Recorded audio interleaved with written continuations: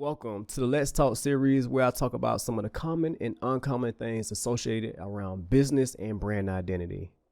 I am your host, Al Smith, and today, let's talk logos. All right, so in this episode of Let's Talk, like I said, we're going to be talking about logos. And what I want to discuss is what a logo is and what it's not, why logos range in price, different logo types, file types, colors, script text versus non-script text, and things to consider. So the first thing that we'll talk about is what a logo is and what it's not. I think that is a very big topic to talk about because for one reason, most people think that it is this one thing that is not. And what is not is branding. Your logo is not branding. Your logo is simply a symbol or other design that helps people associate your brand or your business. So basically what I mean is if you look at the Reebok logo is not its brand. The Reebok logo is just what helps you associate with that shoe or with that product that they have. The next thing, why logos range in price. Now this is a good one. We've often had potential clients to come up to us and ask us why do we charge as much as we do, which in all reality, what we charge is kind of like a drop in a bucket, but we still get those questions from time to time. So let me explain some of the factors with you. Some may be popularity, some may be experience, others may be customer targeting, and then 9 times out of 10 is going to be some type of overhead. So with the popularity, right? If I just design a logo for Reebok and Reebok is putting this logo on all of their products, you can almost guarantee that the popularity of my design company that just designed this logo is going to go up. And in return, my price is going to go up. So if you're dealing with a company that has a lot of popularity, you can almost guarantee that you're going to be paying that premium price because of the popularity. The next thing is experience. If I know about scale ratios, if I know about testing, if my reputation is good, you're going to have to spend because I have all of this experience. Sometimes you can find people that would charge you way less than what another company would charge. And sometimes it'll even be free just because they're trying to build up their experience. Another thing is customer targeting. A good design company would know who their customer, who their potential customer is, or who their target customer is, and how much they have to spend. Let's talk about the overhead, because I think that this is important. If you're operating as a company, meaning that you may have like a brick and mortar building, or you may have multiple brick and mortar locations, and you have employees that you have to look over. You have overhead that is associated with that, and so the price that you're going to charge is going to be according to the overhead that you have, the employees that you have to pay, plus you have to make your profit as well. And so that's going to cost. Now, let's talk about the different logo types. Some of the different logo types that you have, and this is just a few because it's quite a few of them, but I'll just list out some of the main ones that you have. You have monogram or letter marks, which are initials of a business. And for an example, you have HBO. Now, HBO is a longer name, and that's normally how or why a monogram or a letter mark is used.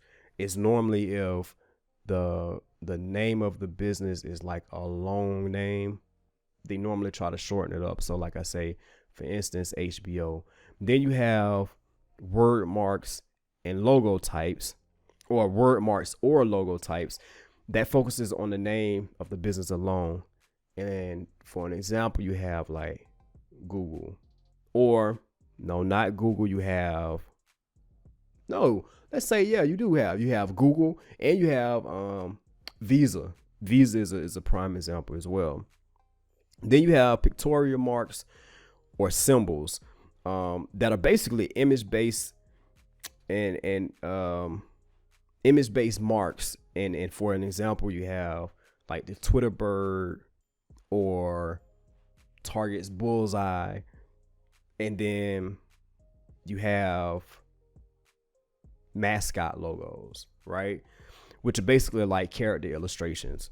And a prime example of that is KFC or Planters Nuts. And a lot of times the mascot logos are in full color, right?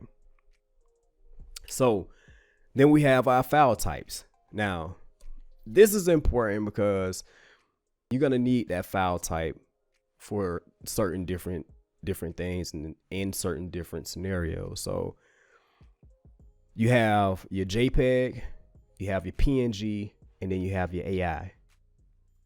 The JPEG is your file with the background attached. The PNG is your file without the background. So it's basically like transparent. Now, your AI file is the file that is normally sent out to just say like printers. So like if somebody was trying to print your shirt, they'll normally ask for an AI file. Or if they were trying to design your signage for outside of your building, or the signage for just say your window decals or your door decals or even your car decals, they would ask for the AI file, because that's the file they would use to go into their cutter to cut out the actual logo, so they can place it on whatever they're trying to place it on. And even people that print billboards, they'll ask you for the AI file. And the reason why is because your AI file, which is your Illustrator file, which is by a company called Adobe, it's Adobe Illustrator file.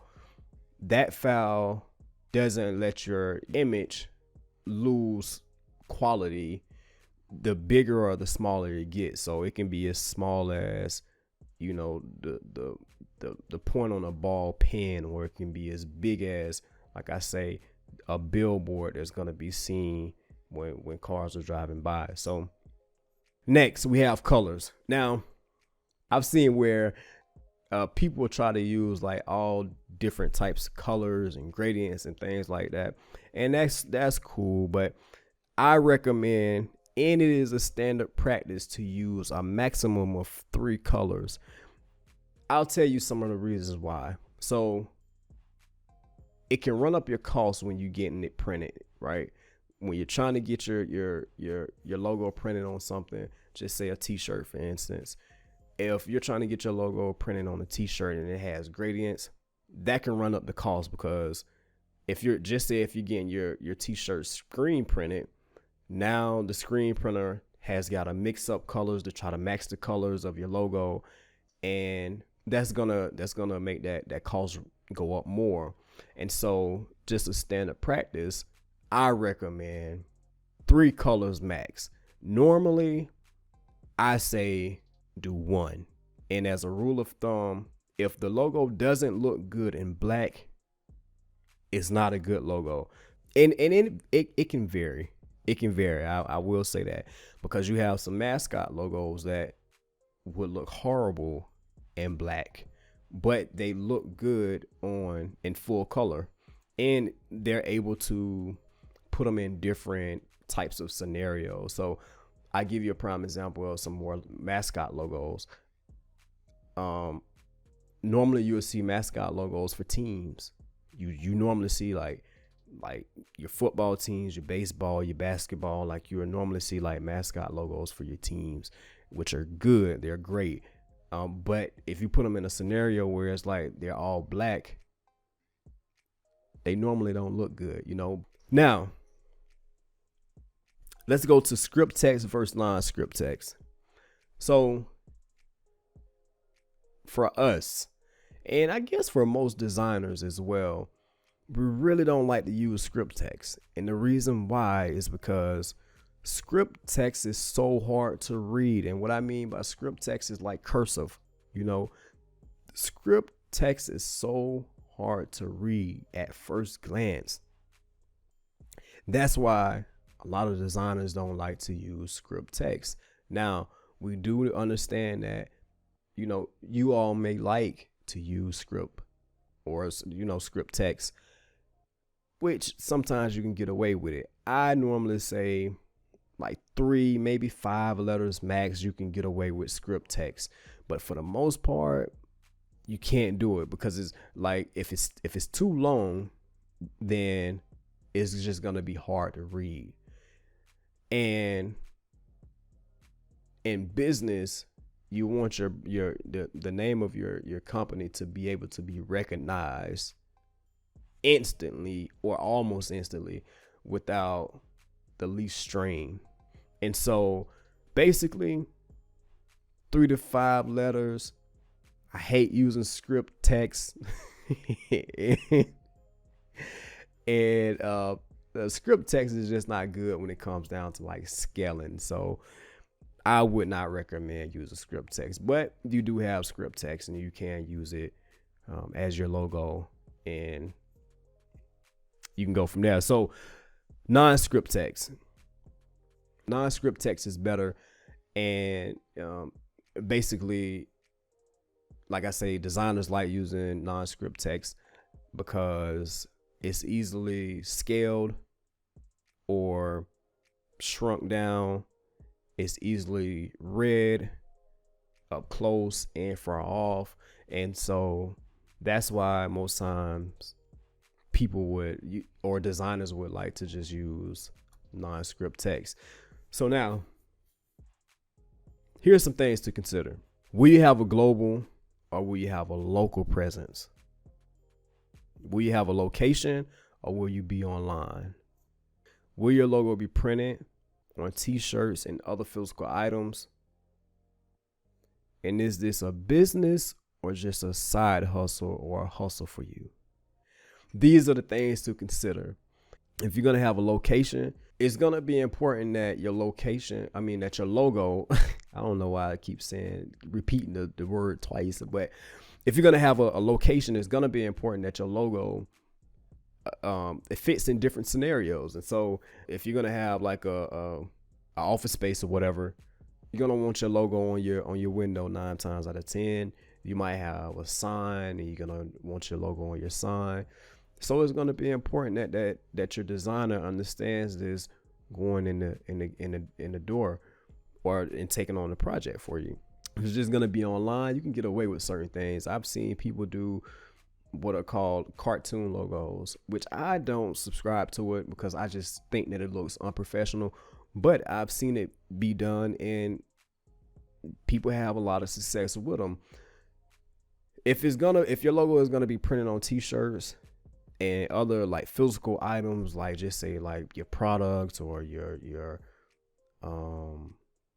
promotional items, it's gonna be important that the logo that you have can support the function of all of those items. And it's so many different things and variables that you have to look at when considering, you know, what type, how your logo is going to look and how it's going to feel and, you know, how it's going to be placed. And it's so many different types of variables, and those things would be things that you need to consider and even talk it over with your designer before you move forward and try to get the actual logo design. And like I say, if this business or if this venture is just like a side hustle or some type of a hustle for you, then I mean, what's the use in spending like a lot of money, or, you know, what's the use in spending like a gang of money on the logo when it's only like a little side hustle for you? You know, maybe you can do it yourself, you know, or maybe you can get a friend to do it or someone that's trying to build up their portfolio. Like maybe you can get them to do it.